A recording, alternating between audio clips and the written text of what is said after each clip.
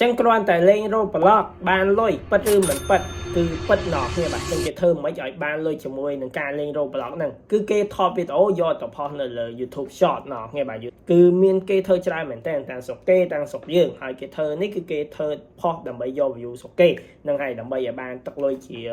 view ស្រុកគេវាបានលុយច្រើនជាងស្រុកយើងវាបានស្រាប់តិចស្រាប់ហើយណោះគ្នាបាទយ៉ាអញ្ចឹងគឺវាបានមែនហើយខ្ញុំបានចាប់ផ្ដើម channel មួយពី0អត់មានមុខខ្ញុំទេអត់មានសំឡេងខ្ញុំទេហើយវីដេអូមួយហ្នឹងគឺខ្ញុំអត់មានដាក់ voice AI អត់មានដាក់អីទេគឺខ្ញុំដាក់តែអក្សរអង់គ្លេសទេ text នៅលើអង់គ្លេសហើយ caption អង់គ្លេសទេគឺខ្ញុំបាន view ស្រុកគេហ្នឹងហើយខ្ញុំបានលុយស្រុកគេមកមែនអញ្ចឹងអានេះគឺជាចំនួនទឹកលុយនៃ1លាន view ណោះគ្នាបាទហើយអានេះវិញគឺ2លានសម្រាប់ទឹកលុយវាហ្នឹងហើយ2លាន view ដល់គ្នាបាទយ៉ាអញ្ចឹងបើដល់គ្នាជ្រុលលេងរោប្លុកទៅហើយ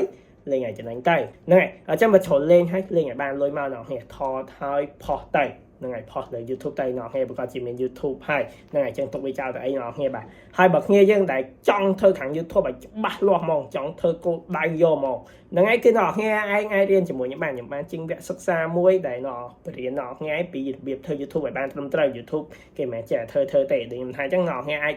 ថតទៅផុសបានគាត់ថាវានឹងរីកចម្រើនដើរទៅមុខលឿនអត់គឺវាមិនងាយទេដល់គ្នាបាទព្រោះគេថតគេមានក្បួនគេធ្វើណោះគេមិនចេះធ្វើទេអញ្ចឹងខ្ញុំមានបទពិសោធន៍ច្រើនឆ្នាំហើយខ្ញុំក៏